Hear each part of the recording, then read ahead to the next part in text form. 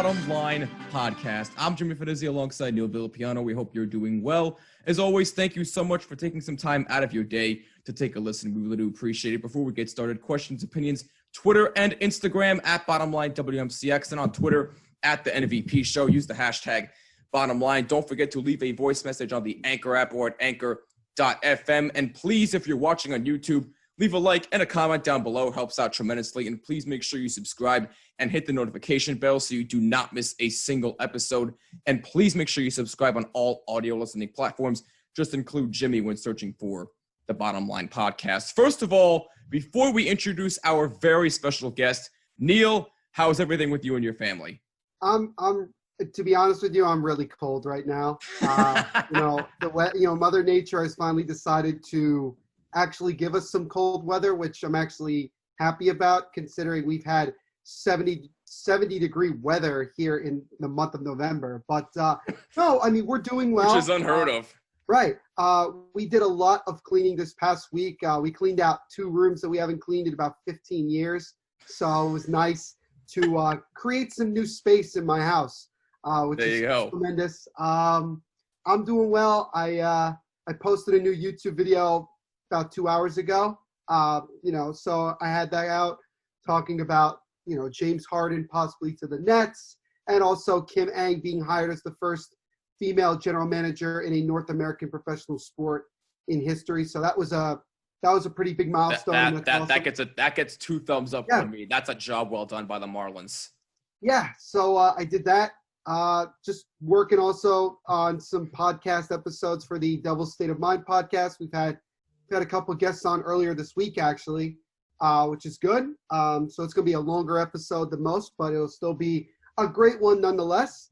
But other than that, just continuing to take things one day at a time, especially with the way things going. And I'm also looking forward to the Whalers games this upcoming weekend as well. Yes, definitely more details on the Whalers at the end of this episode, but you are right. And go subscribe to the Mofobo Network podcast, by the way, and also the Devil State of Mind podcast, and also the YouTube channel as well. If you're watching on YouTube, you can obviously see Neil has the background right there. But anyway, enough blabbering from us, because we have ourselves a very, very special guest, her second time appearing on this podcast. I had her on, I think back in April, I had her on. Neil, unfortunately, you were not able to join us for this interview, but I'm happy that you're here for this one, because she's not only one of my best friends, she is also known as Miss New Jersey International. She was just crowned this year. She has been extremely busy with all of her pageant work, including doing her own podcast called 1 in 5 From Bully to Heel, which we will discuss in a little bit.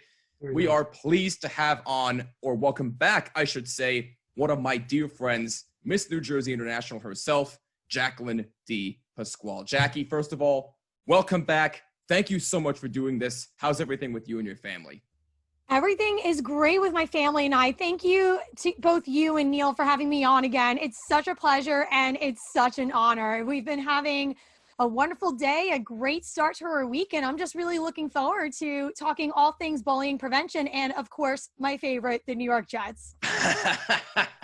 Well, you're not going to make Neil happy about that one, but oh well, I digress. But before don't worry, I'll change my background when we talk about that. There you go. That's it. Actually, speaking of the Jets, before we actually get started with our interview, I actually do have a trivia question for the both of you, actually, and it is Jets related, and I'm not sure how easy this is going to be for the both of you, but we'll see. Jimmy, I wrote a whole book on the Jets, so I think I made this question. And by the way, yes, that is true. Go buy his book, Jets Pain. It's on Amazon for, get this, Jackie, 1969. If you're a Jets fan, you know why he chose that price. Oh my goodness gracious. I thought you were kidding about the book. No, I'm he wasn't kidding. No, I seriously wrote the book. He wasn't kidding. Yeah. Hysterical. I can send you and your family a copy if you'd like. You guys can go through all the painful memories. I love that. That would be great. Thank you. There you go. Oh my goodness. But yeah, in all seriousness, please go buy Neil's book. It would mean the absolute world to him. Again, it's on Amazon. The link is down below in the description on the YouTube channel. But with that being said, let's get into this trivia question right here. In 2004, in the AFC wildcard game between the Jets and the then San Diego Chargers. Yeah, I see that look on your face, Neil. Oh, no. You don't even know the question yet. I think I know where it's going. All right, well, let's see here. Let's the see what happens. 2004 AFC wildcard game. This Jets player was called for roughing the passer that gave the Chargers a second chance on 4th and goal to send the game into overtime. Who was that player? I think Neil's going to know much better than I will, because in 2004, I'd like to say I was in maybe 5th grade, and I wasn't really paying attention to football at that point. I really became interested in it starting in high school. Yeah, that's all right. Hey, you know what? I appreciate your honesty, Jackie. Hey. What do you got, Neil? His name starts with an E, doesn't it? I ain't telling you. No, you will tell me right now his initials are E and B, isn't it? It's E and B, his initials, correct? I'm sorry? His initials are E and B, correct? Yes. Yeah. Give it to me. Yeah, Eric Barton, isn't it? Yep, that's it. Yep. That's correct. Eric Barton. The Chargers scored a touchdown on their second chance to send the game into overtime when Eric Barton got called for roughing the passer. Luckily for Barton, though, the Jets, with a little help from Chargers kicker Nate Kading, won the game in overtime 20-17. It didn't go much further after that. So I mean, it's not like that win propelled them to a Super Bowl. I mean, they still played like crap the next week against Pittsburgh, if my memory is correct. Actually, in fact, my dad was at that game, and Steelers fans were leaving early when the Jets were leaving the game. And my dad looks at him and says, "Where are you going?" They go, "Oh, we're leaving. This game's over." And it said, "You don't know the Jets. You don't know the Jets. You know this is going to end badly." And sure enough, they lost because the Jets kicker, whose name escapes me at the moment, missed, I think, like 2 or 3 field goal attempts in that game. Oh. And Herm Edwards was quoted saying, "You play to win the game." He didn't play to win the game that night. So it is what it is. Oh my goodness. That's the Jets. Well, we'll definitely get into more Jets talk. Not right now, though. Not right now. We'll save you some pain, Neil, because I know you've had your rants on the Jets. Pierre We'll get to Desir them in a little bit, but Pierre Desir got cut today, so I don't even. Oh my God. The best player on the defense. More players getting cut, quarterbacks getting hurt, but it's whatever. We'll rant more about that in a little bit.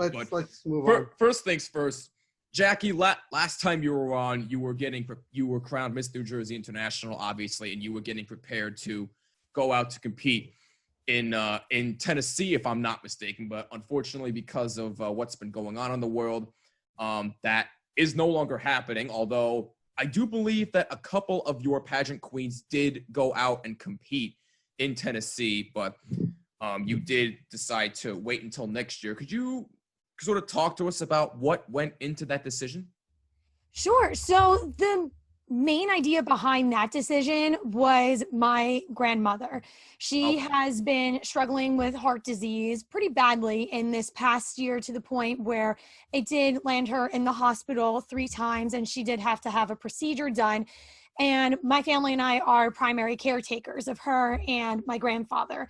So I wanted to make sure that I was doing everything that I could as her granddaughter to keep her safe. And that's why I ultimately made the decision to compete at internationals in 2021 instead this year in 2020. Well, I totally get that, and I'm sorry if that was too personal of a question, but I was just curious. But yeah, since while you are waiting for 2021, like I said, obviously with everything that's been going on with COVID and everything else, what have you been up to recently as far as your current pageant plans? My current pageant plans mainly is all about my podcast, 1 in 5, From Bullied to Healed. I have put out some really amazing episodes, one including with you, Jimmy, and we talked all things Asperger's syndrome, and it was a really, really touching and really amazing story that you shared. I also had my friend Ava on, and she had talked about how being bullied led to her suicide attempt and how she overcame that. I also had my fitness and nutrition sponsors on a few months back. Michelle and Randy Frankel of Revolutionize Nutrition, and we talked about the connection between nutrition and mental health and how you can utilize good nutrition to help you heal from being bullied. So I've had some very interesting, very cool episodes so far, and I do have a new episode coming up very soon in which I'm going to have my little brother Adam on as a guest, and we're going to talk about the connection between music and the mental health of victims of bullying and how you can use music to help you heal and also to help you feel related to in one way, shape, or form. I absolutely love that. I'm looking forward to that episode. And by the way, if you did not see if you did not hear, I should say, the episode that I was on with Jackie, and to hear all of her other episodes as well on her podcast, 1 in 5 from Bullet to Heal, please make sure you go subscribe on all audio listening platforms, Anchor.fm, Spotify, iTunes, basically wherever you listen to podcasts, you can find her podcast there as well. Please go subscribe. It is absolutely an amazing thing that she's doing. But going off on that real quick, what was basically the main motivation factor for you to start doing this podcast? For many years, I had known that I wanted to do some form of motivational speaking for victims of bullying, because for me, I felt growing up being bullied that I was silenced just from being who I am and being the leader that I always wanted to be. So I always wanted to do some form of motivational speaking. And the main plan that I did have going into winning Miss New Jersey International was to visit schools and have assemblies, talk to elementary school, middle school, and high school students about the effects of bullying. And then when COVID-19 really hit our country, I figured, okay, well, how can I combine my background as a social media specialist and my background as a Master of Arts holder in communication with my passion for bullying prevention? So that's where my podcast, 1 in 5 from Bullied to Healed, was born. And I also do have a little bit of a background in radio and television as well. So I thought a podcast would be the perfect way to have my motivational speaking be put out there across the United States and actually across the world too, and be able to really speak upon my passion for bullying prevention. The other thing, another reason behind developing my podcast was because I noticed after being bullied for so many years that I was experiencing numerous long-term effects. And I think that idea is not discussed enough, especially when we're talking about bullying prevention. So that's one big lesson that I wanted to highlight in my podcast. And I've been able to do just that with my episodes so far. And it's something that I plan on continuing to highlight in every single one of my episodes. Very, very nice. Neil, if you got a couple of questions, feel free to go ahead. Let me think about that. I guess my next question is this: Can you elaborate more on, I guess, what is like the main messages that you want to send to people that are listening that maybe are going through or have been through situations where they've been bullied? Because I know personally I have had situations like that when I was in high school. I was bullied and harassed throughout my 4 years of being in high school, and I actually just started seeing a therapist, yesterday actually, and she discussed with me about how, sometimes we get what is called trauma and stuff that just takes a long time to really heal. So I guess, like what are the messages you want to send to those people to help them try to recover from those, very, very deep and difficult scars? That's a good question. That is a great question. So the first thing that I would say to any victim of bullying is that no matter how much you have been picked on for simply being who you are, never change who you are. You always stay true to yourself, have good character, have integrity, have respect for others, and respect yourself too. That was something that I have really struggled with as a long-term effect, is really respecting myself. I would speak so negatively about myself. So one thing that I've really try to do is to give myself positive affirmations, telling myself that I'm beautiful, I'm smart, and I'm kind, I'm very driven, and I'm very passionate. And it's something that I have to continue to work on every single day. The last time that I was bullied was about 10 years ago. So now I'm 27 years old. It's still something that I have to work on every single day. And touching upon what you said, Neil, about trauma, I agree with that. I have talked to several of my friends who actually are mental health therapists, and I've really shared my story very deeply with them on a very personal level. And one of them had said to me, do you realize what you went through was a trauma? And I don't think that many people realize that when you are a victim of bullying, no matter how long you've been bullied, that's a trauma that you went through, really and sincerely. So this past year, as Miss New Jersey International, learning more about myself as a victim of bullying and learning about other people's stories as well, it's really made me realize how much work I still have to do with healing. And like you, with starting to see a therapist, I actually just made an initial appointment to see a therapist on December 1st. So same thing as you, it's really helped to open my eyes to see how much work that I need to do towards my healing. And with my podcast and my platform being called 1 in 5 From Bully to Healed, how can I continue to promote healing when I still have so much work that I need to do myself? So I'm going to practice what I preach, take my own advice that I've been sharing with victims of bullying, and do that work by seeing a therapist. And I really recommend anybody who has been bullied, whether it's the start for you or it happened to you almost 10 years ago like me, it's never too late to see a therapist. I think that it's so important to do that because it really helps you to process your thoughts and your emotions and helps you really to improve upon your relationships with other people too, and being able to open up about your story. Amen to that. That's probably one of the best answers I've ever heard. Neil, please feel free to go ahead. I apologize. Yeah, I mean, well, I would just elaborate on what Jacqueline said, and I would say that, you know, one of the things that I learned, especially since the start of the pandemic, is, you know, someone recommended to me the Calm app, which I didn't, you know, I'd never done meditation before.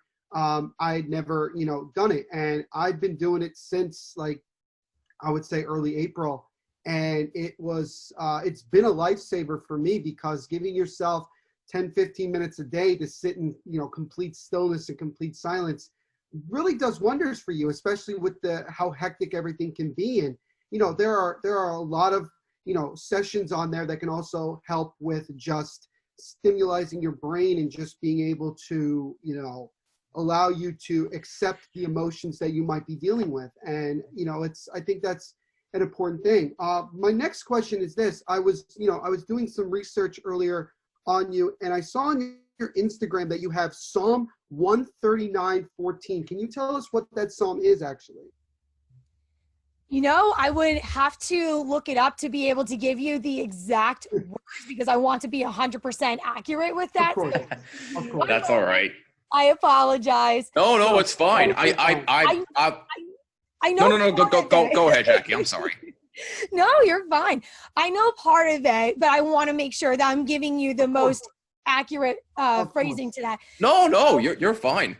So Psalm 139:14 says, I praise you because I am fearfully and wonderfully made. Your works are wonderful. I know that full well. So I had posted that Bible verse because it helps to remind myself that I was made perfect in God's image. Mm-hmm. And that's what I personally believe. I know that some of your listeners may believe in God and others may not. Personally, right. For me, it helps me to remember that I was made perfectly in his image. And I hope to exemplify that reminder to all the listeners on my podcast and for all victims of bullying. That's tremendous. That really is. You know, again, you know, not everybody in this world believes in a higher power or a religion, which is totally fine. You know, I've had my fair share of people that I've met that, don't believe it. And that's totally, 100% okay. It's important to just always remember that, you do have the ability to do extraordinary things. Every single person was put on this planet to do something, incredible. And I think I found this quote from Jim Valvano, who used to coach at Rutgers University, was very well known as a basketball coach at NC State back in the 80s. And he said that God must have loved ordinary people because ordinary people go out and do extraordinary things every single day. So I look to that all the time, that, in a funny way, everybody is an ordinary person, but what we don't realize is that we have the ability to do incredible things. I mean, the millions of things that the human race has been able to do is really just remarkable when you really sit down and think about it. So that was something that, always resonated with me. And my last question to you, Jackie, is this: now in your podcast title is 1 to 5. Can you explain to me at least a little bit more as to why it's called 1 to 5? Sure. So 1 in 5 stands for the statistic that 1 in 5 students are bullied daily. So as soon as I heard that statistic, it immediately stuck to me, and that I knew right then and there that had to be the inspiration behind my podcast title and my platform title as well. That's absolutely tremendous. What I really like is that you're constantly emphasizing these type of things. I'm a big proponent of, anti-bullying, and I really, speaking as somebody who was subjected to that a lot, particularly in sports, which I think was probably the hardest thing more than anything else, because, sports is my passion. It's important to put those numbers out there and to constantly remind people that this cannot continue. Like, this is not acceptable, and that we need to continue to create, more resources and a better environment for kids growing up. Because especially with the way social media has basically taken over our entire world, and how much people use social media to completely harass and completely hurt people on a day-to-day basis, there needs to be, more money, more resources in general, put into this. And I think that it's starting to really, progress over the years. And someone like yourself who has a podcast that is, focusing on that, is a truly tremendous thing. And so I give you a lot of credit and a lot of praise for that. I appreciate you saying that, Neil. Thank you so much. And I really agree with what you're saying about the resources and having a good environment. And I know I said this on a previous episode of my podcast, but I think that our country is doing great from even from a state level here in New Jersey, and also on a federal level with providing those resources, but there is much more work to be done. Right. And I think I would also finish by saying this: there needs to be, this is like a hard thing for me to say, because I experienced a lot of people, a lot of adults that kind of quote unquote gave up on me. And I told myself that I think that needs to change. And that comes with teaching. That comes with people being willing to really listen and to really understand what the right thing is and what the wrong thing is. And I think that I would just love to have more people out there that are constantly determined to do whatever they can, no matter how long it takes, to make sure a kid does not get bullied and harassed for, long periods of time. Because, the thing is that with bullying, it can come in many different forms. Like I mentioned, social media, verbally, physically, whatever the case may be. And it's important for these teachers and these faculty members and adults in general to understand that at one point they were that kid's age. And at one point they knew kids, or they were that kid that got picked on or got bullied or got harassed, whatever you want to call it. And they have to make the effort. And I know it's very difficult, but just like with anything else, in order to create, comfortability, you have to get uncomfortable. You have to do things that make you feel uncomfortable, but at the end of the day that they are correct. So I would just say, especially for any, people of an older age that are listening to this, I would say to you, you guys have the ability just as much as the young generation. I've gotten pretty frustrated with the older generations always saying, "Oh, it's up to the younger generations." No, that's not.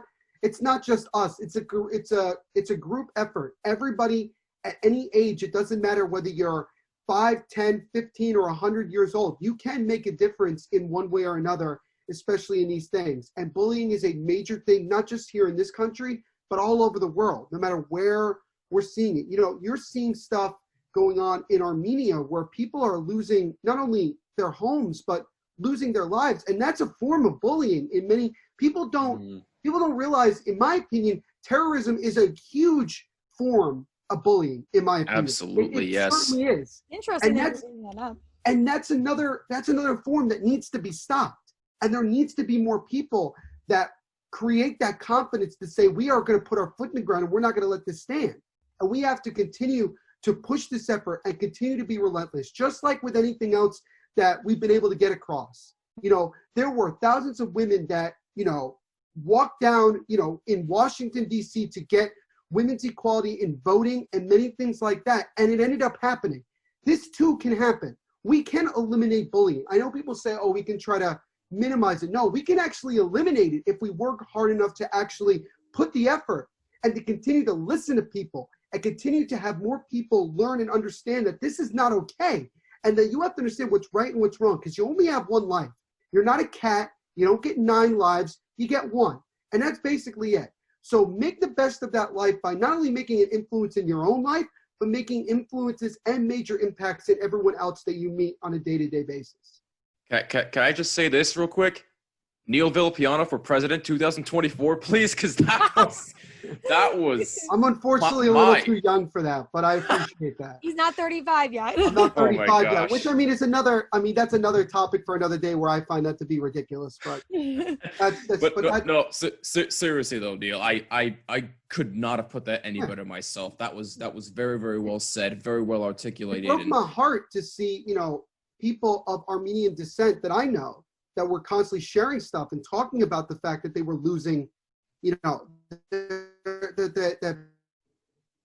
like loved ones were losing homes and losing their lives. And that is a form of bullying, because they're going in and harassing them, killing them, forcing them out of their homes. I mean, it's a joke. It's an absolute joke. And there needs to be more people that are willing to stand up for what's right. And there isn't much that I can do, but I hope that me saying things like this and putting it out there, putting stuff like people in Armenia suffering, I hope that I can, you know, help in any way that I can.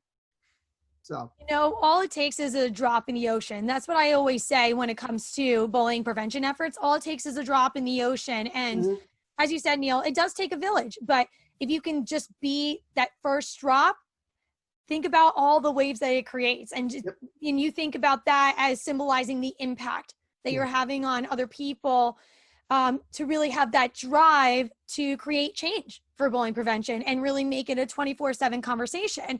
And also to add on to that, education is key. Education is key. Yep. And we can't be hurting each other's feelings because we're not educated enough. We need to be able to come into this with open hearts and open minds and open ears and just communicate with one another as best as we can and really educate one another as best as we can. Oh, and also at the end of the day, all you have is your personal integrity. That's the thing that people have to understand as well, is that at the end of the day, you know what you're about, you know what you stand for, you know what matters to you. And it's important to never forget that, never lose that, and to continue to become the best version of yourself every single day. That's one of the greatest challenges we have as, you know, human beings on this planet, to become the best version of ourselves. And, you know, even with making an impact, you know, and standing up for kids that, you know, don't have enough, you know, of a support system. It's important to always make sure that they know that they always have somebody that they can go to that can help them. And with education and with understanding, bullying can be eliminated like with anything else. Amen to that, my man. Amen. So let's have a little bit of fun here. So tell us a little bit more about your relationship with Revolutionize Nutrition. I know you have recently become very good friends with the people who are involved there. I know they're huge sponsors of your podcast. Can you just tell us a little bit more about how you got involved with them and what your relationship is like with them now? Sure. So when I had won my title of Miss New Jersey International, they automatically became one of my sponsors. So in the pageant world, when you win a state title, you automatically acquire a number of sponsors. And then when you win at a national level or international level, same kind of deal. You acquire different sponsors. So I acquired Revolutionized Nutrition as my nutrition and fitness sponsor right upon winning Miss New Jersey International. And mainly what I do with them is they consult me on my fitness and my nutrition. They're not a gym. I think a lot of people believe that they are a gym just from hearing their business name and hearing a little bit about them. They're more consultants. So they help me to become nutritionally and physically, as well as mentally, ready for the Miss International stage. Every time I go into an appointment, I do what's called a 3D scan of my body. I go onto this very cool machine where it takes my weight first. And then after that, it has me kind of lift up these little plastic bars and I push these buttons. And then it takes a circle of me. I go into this like really, really slow circle and they take a full 3D scan of my body. And then I go to see Randy Frankel, one of the owners, and he goes over my musculature with me and helps consult with me on where I can improve, whether I need to tighten up my abs a little bit more, or I need to define my traps a little bit more, let's say. And he'll ask me about how I'm doing on my nutrition. And I use this app called MyFitnessPal app, which is what they recommend in order for you to count the different calories that you're taking in. Or for me, I look at the number of grams of fats, proteins, and carbs that I take in every single day, and make sure that I'm hitting those numbers. And when I had first became a client of theirs, the one thing that surprised me the most is the lack of protein that I'm eating. I wasn't surprised about the number of carbs that I'm eating and the number of fats I'm eating, because let's be real, I'm a 27-year-old woman who loves her cookies and loves her pasta very much. But Don't we all? I can relate 100%. But with protein, I was very surprised at the lack of protein that I was taking in, because also as a girl, I do love my bacon. I love beef. I love chicken. I love my seafood, but it wasn't quite enough. So that helped jumpstart me into loving smoothies and using a nice protein smoothie every morning as a supplement, not really as my breakfast, but I kind of make it as a supplement, and I'll have that. And then maybe about a half hour to an hour later, I'll eat a nice little breakfast. So it definitely helps you with just becoming educated about what you're taking in nutritionally, and then also finding the different exercises that work best for you, just for your physical development. No, yeah, that's very, very interesting. I mean, look, everybody has their own fitness and nutrition plans. I'm not here to say, hey, change your nutritional plan immediately. Please keep doing what you're doing and stick with it. If whatever you're doing, keep doing what you're doing. But I just find that to be really, really fascinating. But yeah, maybe I could learn a thing or two about that. But Neil, if you have anything to add, go ahead. But I'm sorry, Jackie, go ahead. Oh, it's okay. I was just going to say, I highly recommend them to everybody. They are so wonderful in what they do, and they have amazing nutritionists there, and they post some awesome recipes on their Facebook as well as their Instagram. So definitely check them out. I believe that their name is just Revolutionized Nutrition, both on Facebook and on Instagram. I'm just going to confirm that now. I know it is on their Facebook. Right.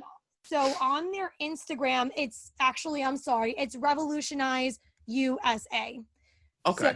So definitely follow them, because they give some really amazing tips, and also just to help you feel really good about yourself along your journey, because I think that's the most important thing with your nutrition and fitness journey is making sure that you feel good about yourself.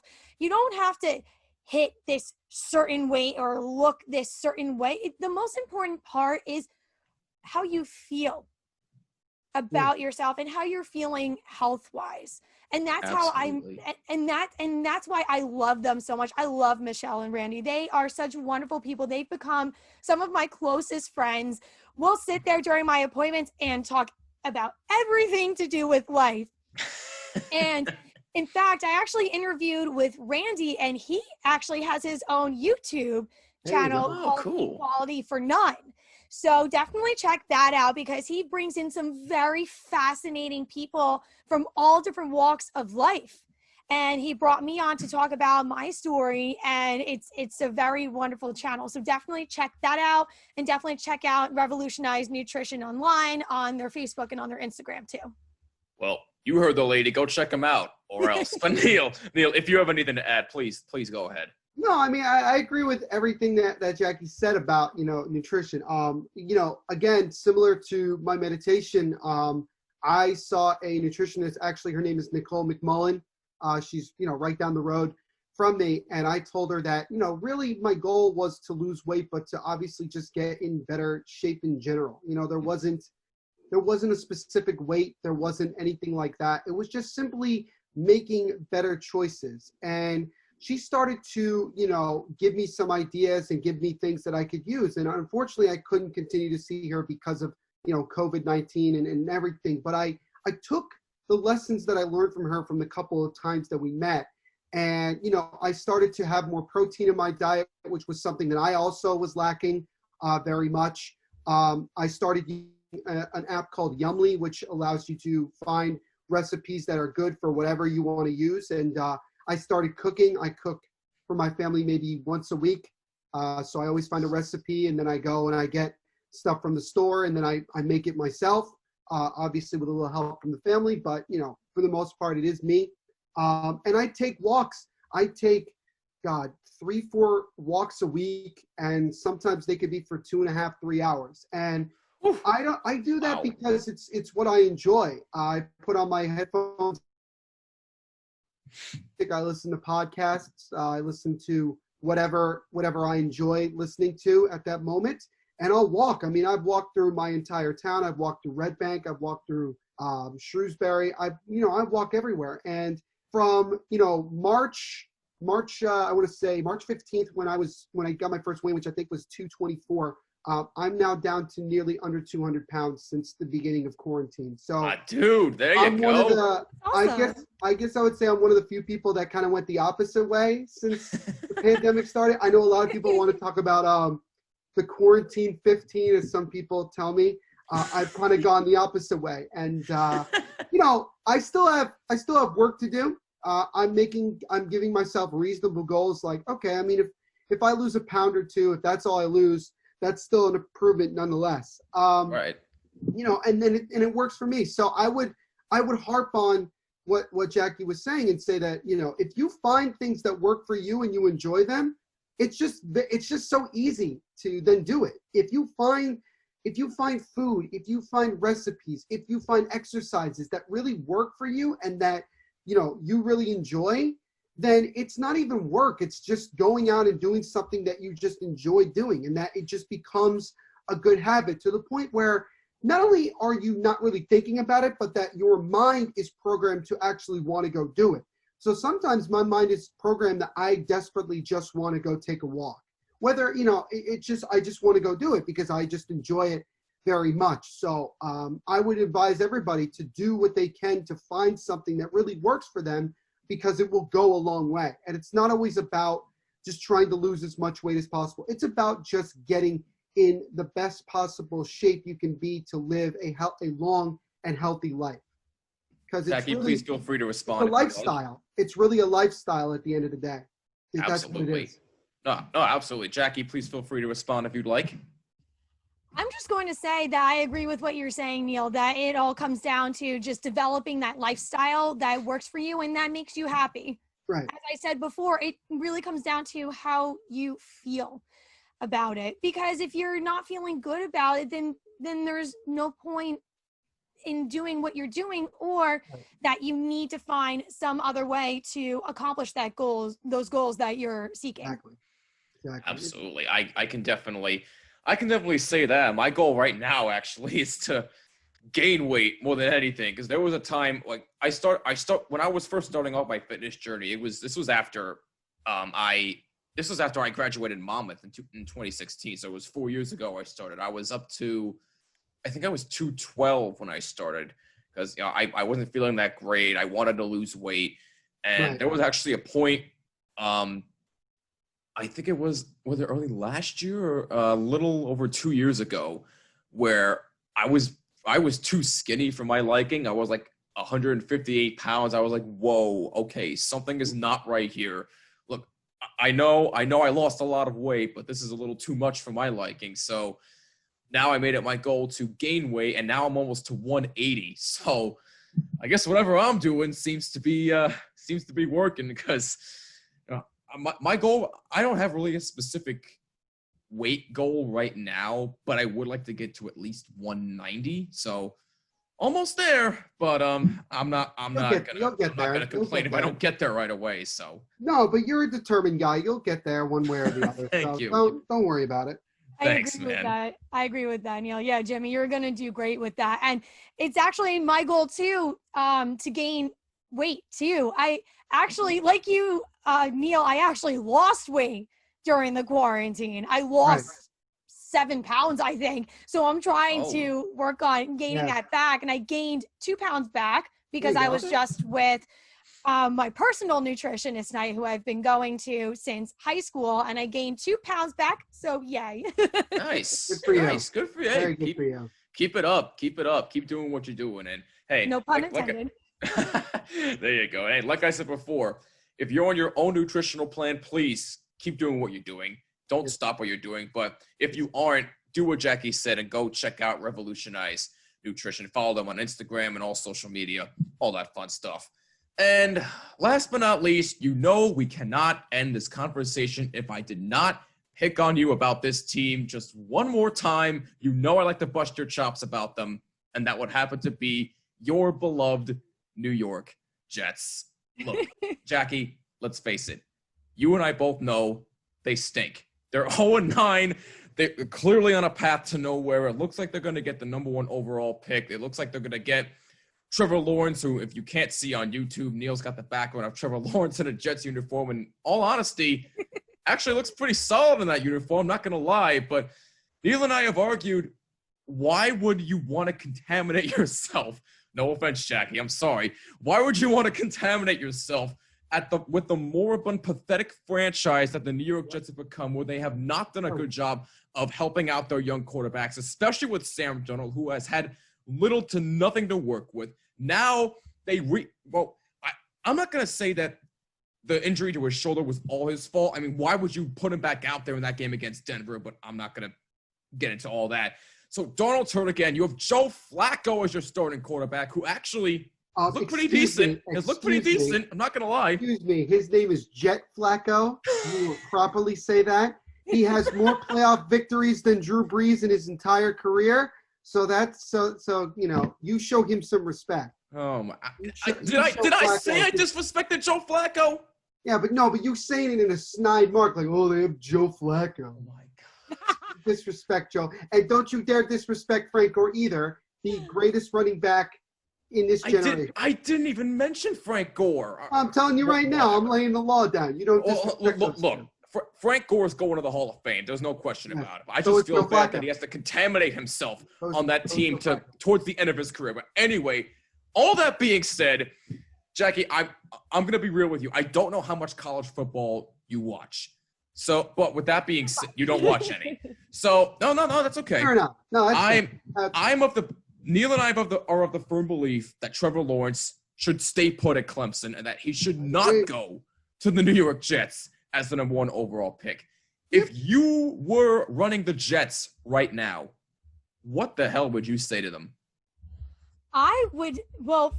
First and foremost, I'm just going to say that the Johnson family should no longer own the Jets. Oh, thank you. They should be out of the franchise completely, because I've seen that with the problems of the Jets franchise, that starts at the top. And the Johnsons, they have been doing such a poor job with simply owning the Jets. I think that their decisions with trades are not good. And I actually do have a family friend of mine who works at MetLife Stadium, and he's talked about how poor this organization is from the inside out, with even the way that the players treat one another.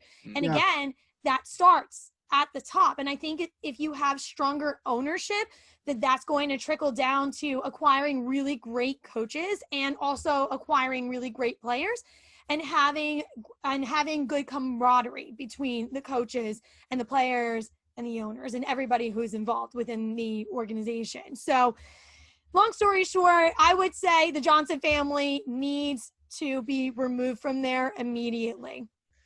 Well, with that being said, considering the fact of how they've handled Sam Darnold recently, do you think he will ever play for the New York Jets again? And if not, where should he go? I think that Sam Darnold is going to continue to stay on the Jets. I do think so. Okay.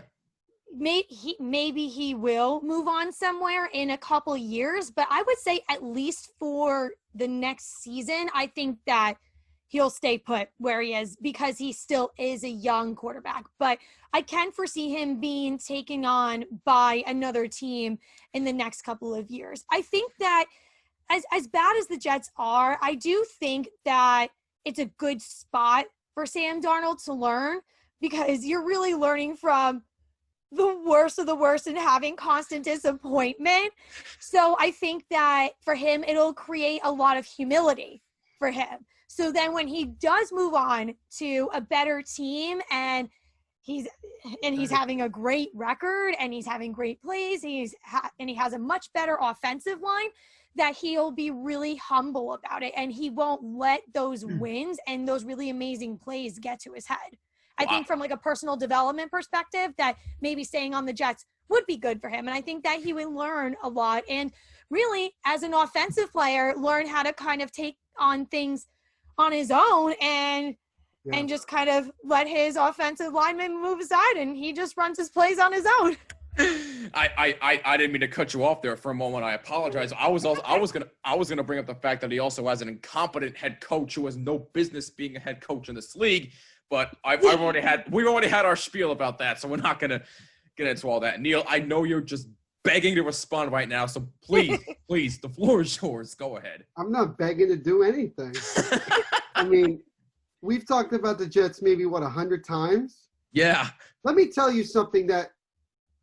Let me tell you what pretty much epitomizes the Jets. Oh, here we go. Jamal Adams was on a podcast. Y'all remember? You guys know who Jamal Adams is, right? Yeah, he played for the Jets. Of course. Jamal Adams, right? He was on a podcast earlier this week. It's called All Things Covered, which is hosted by Arizona Cardinals quarterback Patrick Peterson and his friend. Oh, yeah, that's right. Patrick Peterson, because he has no filter whatsoever, decided to ask Jamal Adams the hard-hitting questions about playing for the Jets. He's no longer with the Jets. He's with the Seattle Seahawks right now. But I wanted to share a couple of comments that he made yesterday. Sure. So let's start with this one. Jamal Adams said, quote, "I fought depression while playing in New York." End quote. I heard about this. That is bad. Really bad. Oh, and then it gets better. He goes, "When I came from New York, coming over to Seattle, it was like, whoa, this is how the NFL is supposed to be." Really? Jamal Adams also said during that interview that after the Jets finished last season 7-9, everybody was celebrating like they had just won the Super Bowl. And Jamal Adams is looking around like, yo, we still sucked. Yo, we still didn't make the playoffs. We didn't get any better. And when Jamal Adams, who is considered to be at the time your best player on both sides of the football, let's just call it like it is, says that he had to fight through depression and that his dad was calling his agent saying, "Get my son out of here because I don't like seeing him like this," that shows you that the ownership of this football team does not give a flying you-know-what about winning. It never has and it never will. Woody Johnson left the Jets to go be the ambassador in UK for Trump. That's what he did. So he gave his brother, Christopher Johnson, who knows nothing about football, the ownership of the team. And he doesn't give a flying you know what. Because if that was the case, why is Adam Gase, why was he ever hired as a head coach? And why is he still here? Sam Darnold needs to get the hell out of New York. Not because I don't want him on the Jets. I just want him to not die. Because I think he's going to die if he remains on this team. Because his team does not know how to play football. The sport that they're being paid to play, they don't even know how to do correctly. They had a chance on Monday Night Football to beat a Patriots team that actually sucks for the first time in like 20 years. Yes.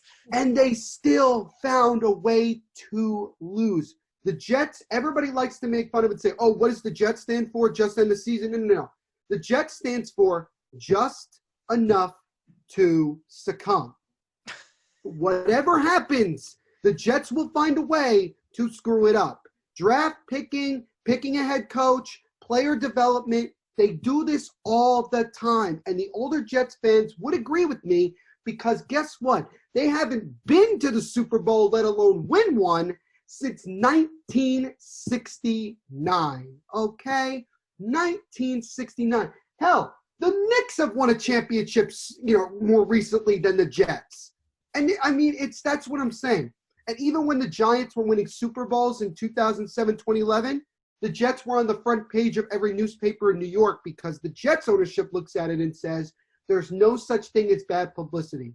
The Jets are not getting any better.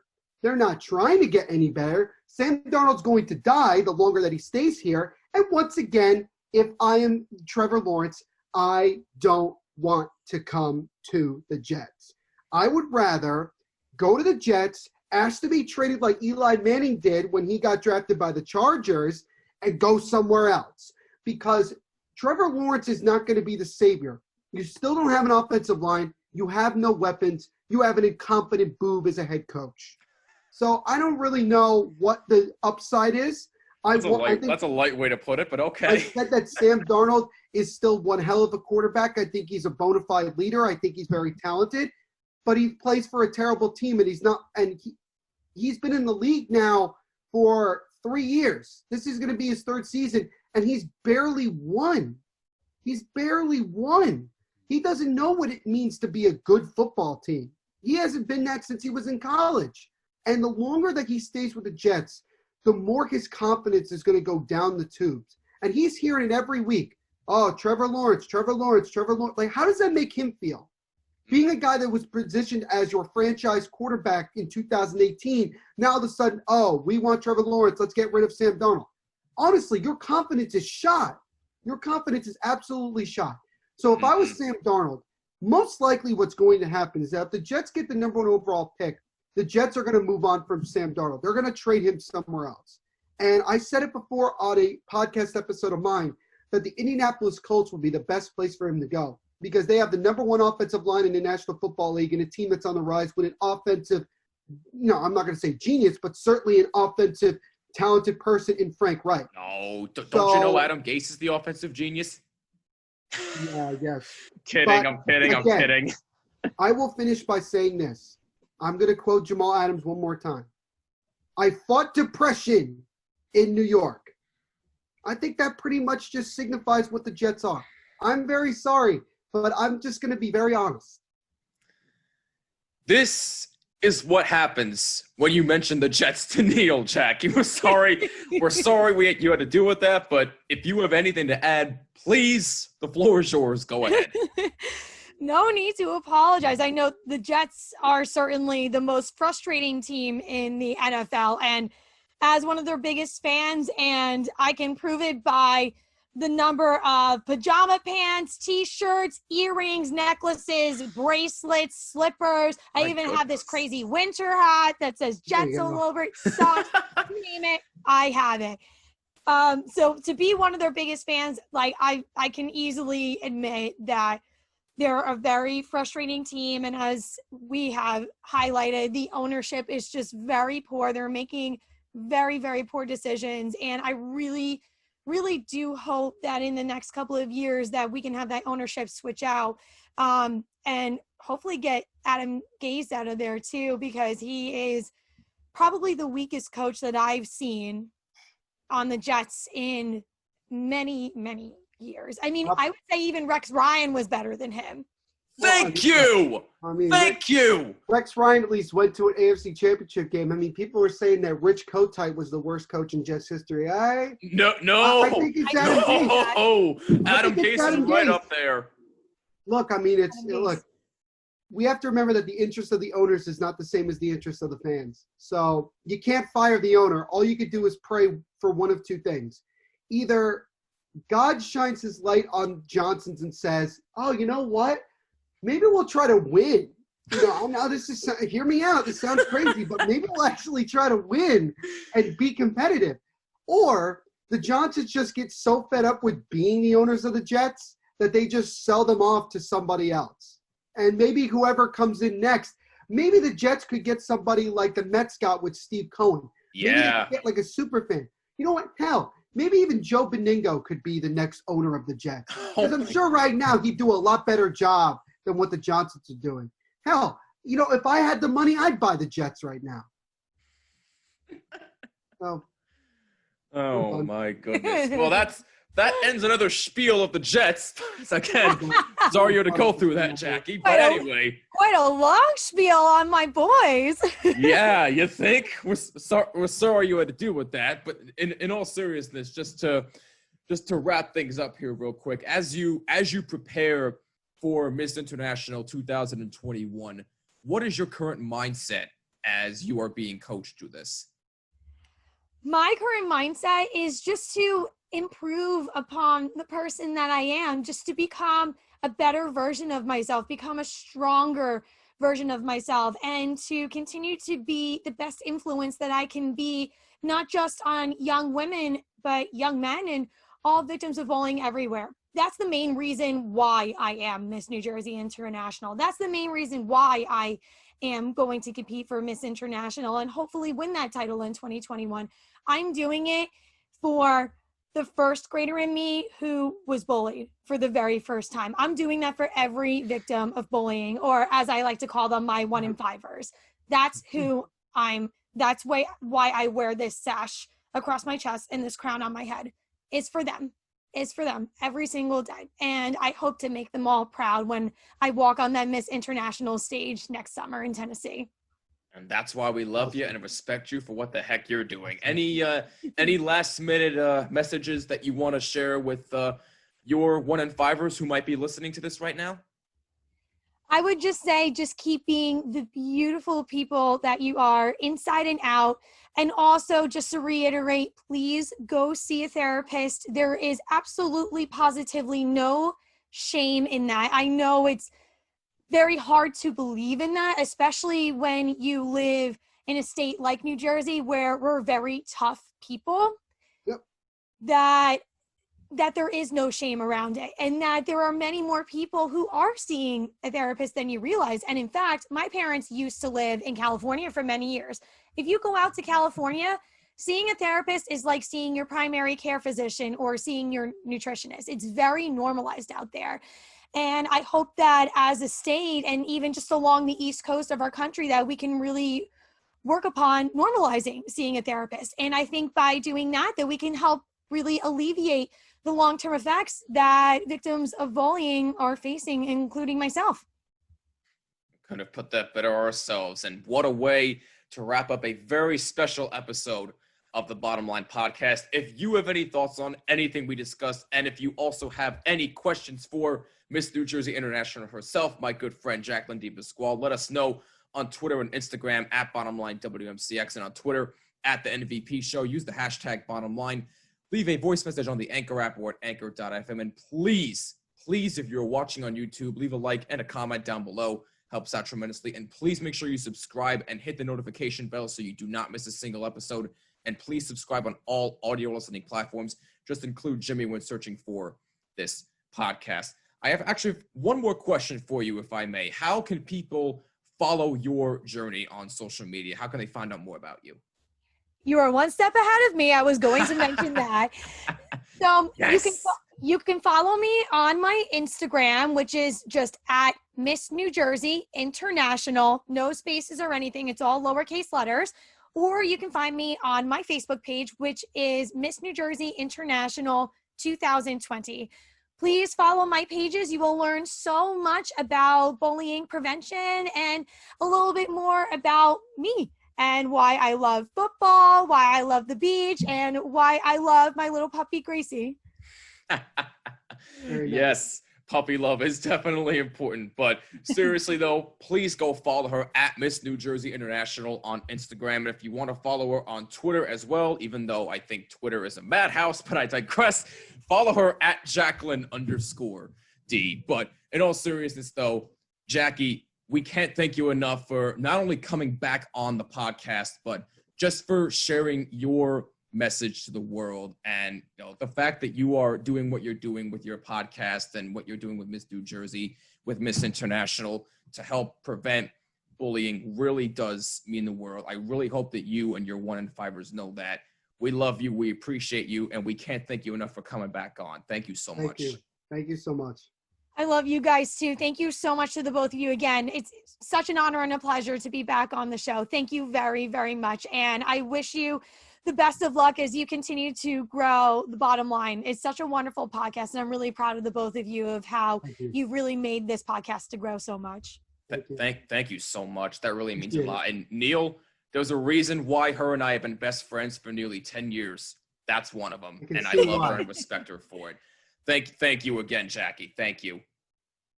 Of course. That's Jacqueline DePasquale, Miss New Jersey International. Make sure you give her a follow on social media, on Instagram at Miss New Jersey International. And please go subscribe to her podcast on Anchor.fm and Spotify, wherever you listen to podcasts.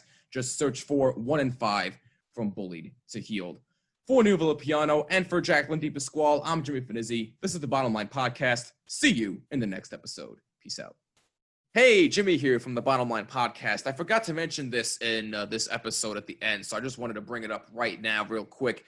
Neil and I do have a couple of Jersey Shore Whalers hockey games taking place this upcoming weekend. So this upcoming Saturday, November 21st, we have a Whalers game against the Rockets Hockey Club at 6 p.m. Eastern Time. And then this upcoming Sunday, the 22nd, another game against the Rockets Hockey Club at 4:20 p.m. Eastern Time. All games are broadcast on hockeytv.com. If you do not have a subscription yet, please go get one. That's the only way you're going to be able to watch any and all Whalers games this season. So Whalers against the Rockets Hockey Club, 2 games against them this weekend, one this Saturday at 6 p.m. Eastern Time and one this Sunday at 4:20 p.m. Eastern Time. We hope you guys can tune in. Let's go Whalers. See you in the next episode. Take care of yourselves.